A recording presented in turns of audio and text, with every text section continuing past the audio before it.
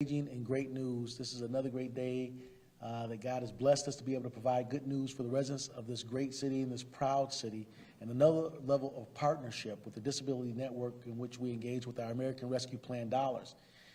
We spent just over $38 million of our American Rescue Plan dollars, and we have an obligation to obligate by 2024, making sure that we put these dollars in position for residents of this city to be able to benefit and increase the quality of life for these families. Disability Network has been an agency in this community that has a great reputation of providing service for the most vulnerable in our community, but they also have lacked a level of resources to reach out to those residents. Today, we announce, and I would like to thank the Flint City Council for approving one of the applications that has been forwarded to us for the Disability Network for wheelchair ramps, widening doorways, and making homes more accessible for those people with those level of challenges. Today I have Emily Dorr, which is the director of the Department Economic Development and also other things. She is over making sure we provide these resolutions for the Flint City Council to make sure we can get these dollars into the hands of agencies that can provide the services for residents in this community.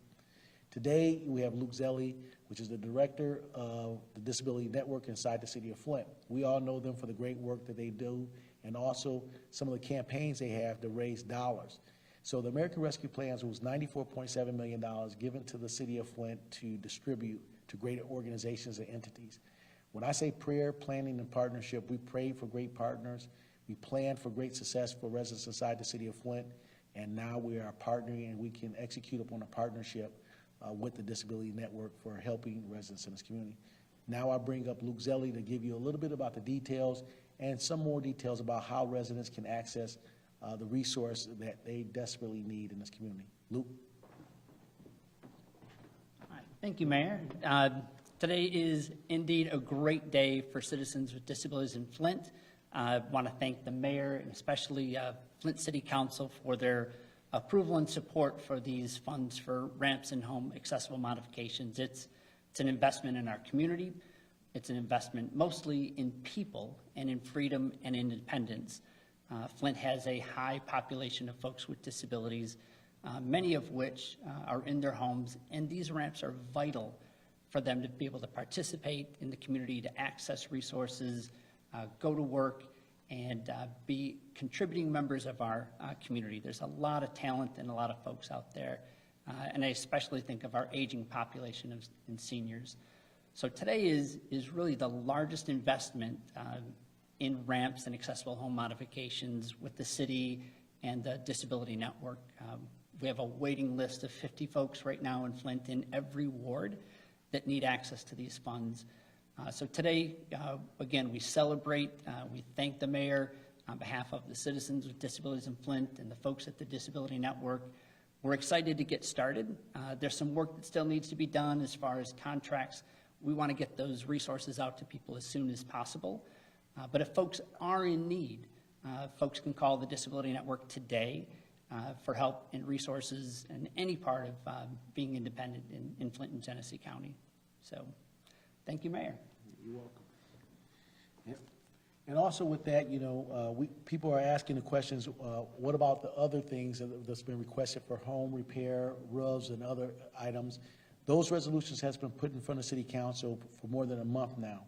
We're hoping that they will deliberate and make sure they make the good decisions to make sure we can put these dollars into operation for the residents of the city of Flint to partner with those organizations. So I'm calling on City Council members as well to be able to put up, we put this week probably more than $5 million of resolutions in front of them to be able to execute upon some other services, roof repair, winterization of homes for those individuals in the city of Flint. And so we want to move these dollars. And so we definitely want to continue with a level of partnership with our Flint City Council and continuing to put these dollars into a great position for residents of the city of Flint. Now I'll give it to Emily Dorr to talk a little bit about some of the things we have forthcoming with our American Rescue Plan dollars. We will continue to try to move these resolutions forward, but that we desperately need the level of partnership with the Flint City Council on this. So, thank you, Mayor. The Department of Planning and Development, I'm the director, and my team will be working diligently to put the contract in place with the Disability Network, and they can be moving forward on the applications they've already received and will be receiving. One thing I will say for anybody who's interested in applying, it is crucial that you are in good standing. So please, when it comes to water bills and property taxes, there is a program that can help. It's called MyHalf. It's the Michigan Homeowners Assistance Fund through MISHDA. It's a state department, and they have lots of dollars available. And so I'm please saying to anybody in the city, whether it's Disability Network or perhaps one of these other home repair programs, that it's crucial that if you are not in good standing, we want you to be able to apply for these home repair funds in the future. We want you to be able to apply to the Disability Network for the accessibility modification funds, but we need you to be in good standing. And so please do that, and that's, that will help you be able to line yourself up and be in position to receive the assistance. So is there anything else? Thank you. So we'll open it up for one-on-one questions, so to bring more clarity to any confusion, if there may be any out there. And so I'll start with you, because you look like you want to answer me a question. Actually, not you, person from Disability Network. Yes. How many home modifications are we talking about here? Is this good enough for 25 homes, 50 homes? What are we talking about? Well, I would start with the partnership with the City of Flint and the Disability Network. Over the past 2 decades, we've built over 400 ramps in Flint in every single ward. And those ramps, many of them are still there today. This funding, you're talking about $250,000 to be able to help citizens and residents. You know, an average cost of a ramp is about $4,000. When you get into home modifications, they can be more complex. And so just part of this application process is going to be trying to help out as many people as possible. And so we're still working out those details, but we can help a lot of families with this. And if you could just describe, what is a home modification? Just an average. I'm so glad you asked, because there are lots of home modifications programs in the community and that are waiting for support. When you think about disabilities, it's not just a ramp to get in and out of your home. When you return home from a hospital, you might not be able to get into the bathroom, so you might need your doorway widened a little bit, and possibly grab bars and things installed in the bathroom to make it more safe. And in some cases, it could just be even moving counters in a kitchen so that people can, again, be independent, cook, and live their lives. So thank you for asking about the accessibility piece of that. That's really important. Yep. So you talk about moving forward, of course, with these ARPA funds and home repairs. So would you say this is the first step in allocating those ARPA funds for home repairs, especially since some residents do want to move towards like those roof repairs and all of that? Yeah, this is one of the steps and a part of the process which is defined by the grantor, which is the federal government of these dollars. We're going through the process, and now one of the final steps prior to getting the actual home repairs is the council has to sign off on the resolutions and the dollar amount. The City of Flint has placed those resolutions before council about 4 weeks ago, and so we're still waiting on that process for them to actually say yes to the application or the resolution that's before them, and then we can go ahead and engage with our partners, the service providers, and then the residents can actually start receiving the service. And so this is one of the steps. It was just a blessing this past Monday at the city council meeting. Out of 8 ARPA resolutions, 2 got through.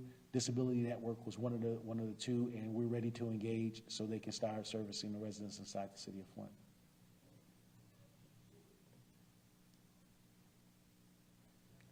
All right. Nope. Go ahead. Are you optimistic that there might be action soon, given Mr. Mays' suspension, maybe moving things a little faster through the council for the next few weeks? You know, for the lack of a better word, you know, we've all witnessed the chicanery of politics from every level, from the national level to the state level and also the municipal level. But definitely, we want to move these dollars forward. And I use the word definitely twice. We spent probably better than $30 million in this place, in this space. We got resolutions going before council. We passed the budget, but now you see what a level of chicanery that can come about with the longer meetings happening. But we definitely are moving with our positive council members, engaging with rational votes. And so we're very happy that this resolution received no criticism whatsoever. So we know we have a great partner, but definitely we need to move with a level of urgency moving the rest of these resolutions forward. We are doing our part on the administrative level. Some council people are participating well, but we also see the word that I use, a level of chicanery in many aspects. But without Mr. Mays, do you have an expectation things will move faster without him because of the suspension? Well, the optimism that we have here is that great minds will move forward, and we place a resolution up, no matter who's there that's elected by the community, it will move these forward, and those that would not move in partnership shows a great lack in critical thinking about what we need to do. A budget has been passed last October by the council in relations to what the ARPA plan dollars should be moving. We are moving dollars into those categories. And so the debate should be very minimal. We should be moving these forward, and I'm encouraging the like-minded thinkers on council to let's move these forward, let's engage the residents. They made the request for these dollars to be able to use these dollars. We're going through the process, and now the process is at the final step before we look and seek out the service providers to make contracts to be able to go forward and do the work for the residents. All right. Yep. Of course, there has been surveys done and everything on the ARPA funds for the residents. So just in your opinion moving forward, what do you think would be the next step for these ARPA funds and what would they target? Right now, the categories that's before the city council that's been there for the past 4 weeks right now is about homeowner repair processes. And I'll let Emily talk a little bit about what resolutions are before the council right now. She has a little bit better memory than I do. Absolutely. Currently, the other ARPA resolutions for home repair and homeowner education, and the 6 home repair did include disability network, so the other 5, there are contracts, proposed to have the home repair with Habitat for Humanity, G-Card, and also Metro Community Development and Court Street Village. So those are the 4 organizations. Court Street Village there are 2 for them. One was focused on external paint, whereas one was roof repair. And then the other 3 were roof and home repair at large. And those were bigger contracts because those are citywide. And so I would say that of the $5 million for home repair, the 90% of it would be a citywide. I did want to mention that that's very crucial, that it's going to be something that residents from all across the city could apply for. And then the other 2 resolutions that were a part of that agenda were homeowner education, and that was a homeowner education for Mott Community College resolution, and then also a down payment assistance resolution that would be a Habitat for Humanity contract. And more resolutions will be appearing on the council agenda, for the committee agenda for next week. We probably will put forth another $7 or $8 million, and in total, they'll probably have more than $10 million before them for execution. But definitely these dollars are ready to go, and we're ready to look for our partners with our city council members to move this forward. In spite of who's there or who's not there, we're looking at this moving forward. We need 5 good moving votes, but we'll look for a unanimous movement as we move forward because the residents are asking and they're saying they need this. But today, this is good news, Flint, that we have Disability Network as our partner. They're engaged, they're a credible organization.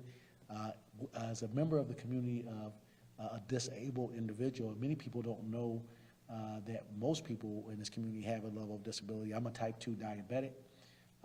We do know that is a disability, and moving forward with the aging community and other things with health challenges, who knows when we'll be in a position in our lives to be able to need some assistance.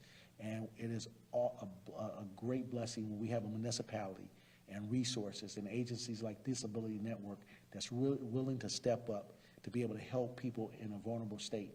And so I'm anxious to get this project started. They've been doing great work in partnership with us over the past few decades, and we're looking for a better, robust, more engaged way that we can reach more people in the population with a disability. And so with that, we'll call it a press conference. God bless you guys.